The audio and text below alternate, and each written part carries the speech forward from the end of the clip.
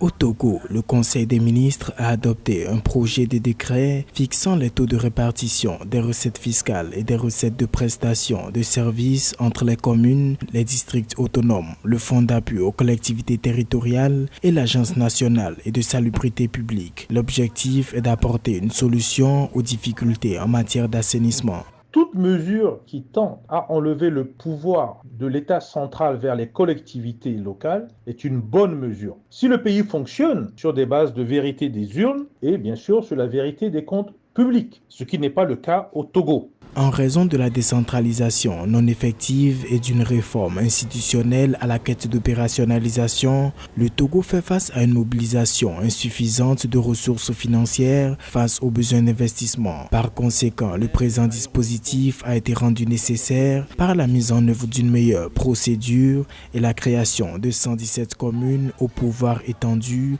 notamment en matière d'assainissement.